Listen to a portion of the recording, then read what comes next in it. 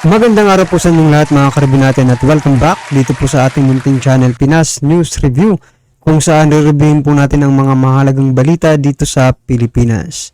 Mga simpleng komento sa mga issue dito sa Pinas. At eto nga mga karibin natin, lagot ka ngayon na Senator Tulfo Bistado na 1 billion booking na. First Lady Lisa Araneta Marcos namutla. Nako. Yan po ang ating alamin mula po kay Pinas Balita TV. Yan, nasa description po ang full video link ng balitang ito. Subscribe na po kayo at kung bago ka pa lang at di pa po nakapag-subscribe sa ating munting channel, please don't forget to subscribe at i-click na rin po ang bell notification para updated ka po sa lahat ng ina-uploads nating reaction video. At ito na nga, sama-sama at sabay-sabay po natin pakinggan, panoorin at bigyan ng reaksyon ang balitang ito. Ito na po. Ito ang nakakagulat, walang pagdadalawang isip at buong tapang na tinurigsa ng SMNI anchors, particular na si Ka Eric, si Senator Raffy Tulfo dahil sa mahilig di mo na ito sa grandstanding. Pero bago ang lahat mga kapinas, kung bago ka pa lamang sa channel namin, ay huwag mong kalimutang mag-subscribe at pakiclick na rin ang notification bell para mas maging updated ka pa lalo sa lahat pa ng bagong videos na i-upload namin. At yun nga mga kapinas, matatanan na mainit ang naging sagutan sa pagitan ni Senator Raffy Tulfo at Secretary Carlito Galvez sa pagdinig sa Senado nitong nakaraang araw. Pinalaga ni Senator Raffy Tulfo ang di mo discrepancy na umabot ng milyong-milyong piso sa kanyang programa na pabuya para sa mga sumukong rebelde at nabalik loob sa pamahalaan. Ayon pa kay Secretary Carlito Galvez ay nagbibigay sila ng monetary reward ng 100,000 pesos bawat sumukong rebelde, particular na ang MILF. Subalit ayon pa kay Senator Raffy Tulfo ay may katiwalaan dito dahil base sa nasabing record ay may isa 26,000 ang sumuko, subalit 4,000 lamang ang baril na turnover sa pamahalaan. Ayon pa nga kay Ka Eric Celes ay inakusahan na agad ni Senator Raffy Tulfo ang hari ng Armed Forces of the Philippines na magnanakaw kahit na wala naman itong sapat na ebidensya at marapat lamang na siya ang mapakita ng katibayan dahil nasa kanya ang burden of proof bilang nag-aakusa.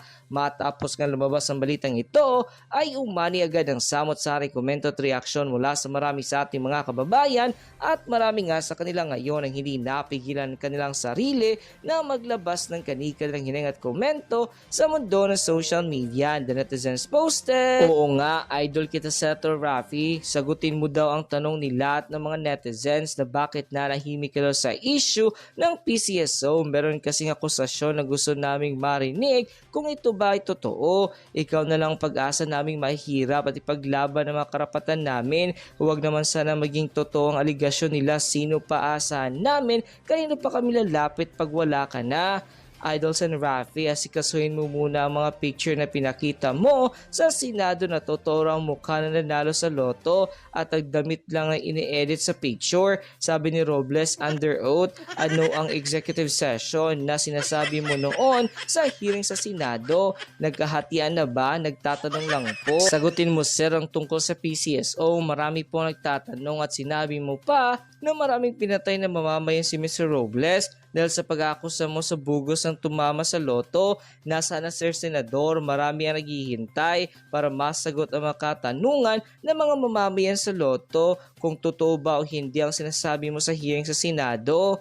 Hindi ba sa nagkakusa si Idol sa palagay niya ay walang basihan? Tama naman yung sinabi niya, dapat maging maingat and make sure na legit yung rebelde, yung binigyan nila ng pera, lalo sa mga sumukong mga rebelde. Pag pera ang pinag-uusapan, maraming nasisilaw kahit nga mga sinong pwedeng magsabi na rebelde sila, makakuha lang ng pera. At Ayan mga karibin natin, balikan po natin dito sa PCSO, no? Mukhang tahimik na po. No, at wala na po tayong nababalitaan patungkol po dito sa hearing ng PCSO, yung anomalya dyan sa loto na yan, di ba? Marami tuloy ang napapaisip kung totoo ba talaga yung revelasyon yan ni Ma'am Maharlika na 1 billion. Nako. Parang ganun na nga ang nangyayari kasi wala biglang tumahimik, no, mga karibin natin wala na po tayong naririnig about dyan sa loto. Nako, malaking issue po yan, ha? Kasi pera po yan ng taong bayan. Ha? Pera po ng taong bayan yung loto na yan. Di ba? Yung mga mananaya, may tax, di ba? May mga tax pa yan. Ngayon, ano na? Kasi kung hindi po yan malulutas na problema dyan sa loto, aba, 6 years tayong, anyway, may tumama na naman, ha? 6 years po tayong lulukohin, sila lang ang yayaman dyan. Kaya nga, sabi ng iba, kaya sabi po ng ating mga kababayan, sabi po nila na huwag na lang tumaya sa loto, i-boycott na yung loto na yan. Pwede ba yun? Pwede naman yun, di ba? Mga karabin natin, nasa atin naman yun kung tataya tayo o hindi. Kung magpapaloko pa tayo o hindi na. Di ba? Kung wawakasan na yan or kung gusto nyo pa. Kung gusto nyo pang magpauto, wala tayong magagawa. O 4 years pa kayo or 5 years pa kayo. Di ba? Ganun talaga kasi sinabi nga di ba? Sama-sama daw silang magiging milyonaryo. Nako. Tama lang maging bastos sa mga magnanakaw at corrupt na tao dahil hindi nila deserve ang words na respect. End quote. Ito, tila isang sabong ang naganap sa pagdinig ng Senado ngayong kahapon to Eric. Kahapon nangyari ito. Ito ay matapos mag-akusa ang isang senador na may nangyayaring korupsyon sa programa ng gobyerno para sa mga nagbabalik loob na rebelde. Narito ang balita ni Troy Gomez. Ayun. Ba't ka nagagalit, Secretary? Because you're accusing us that our organization is corrupt. Yes, because napakalaking discrepancy.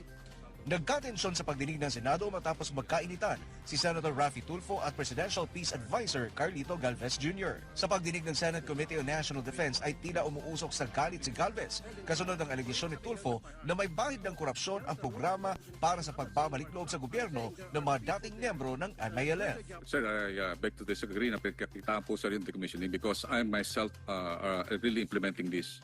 I would like to really to... Then show me proof. Kasi pag I will show nakita ka sa proof, akin ng proof, then babawiin ko. I will show proof, sir. Sa susunod na hearing. Yes, I will show proof that we are not corrupt. Ang aligasyon ng korupsyon ay dala ng report ni Galvez sa komite. Binanggit ni Tulfo na sa report ni Galvez, nasa 26,132 na combatants na ang nadisarmahang rebelde. Pero nasa 4,625 lamang na armas ang naisuko sa gobyerno.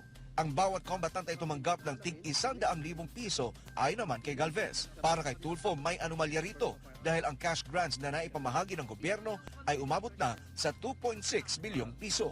O anong patunay na siya ay miyembro ng MLF? Ang isang patunay dyan yung barel para mabigyan siya ng cash assistance na 100,000 pesos.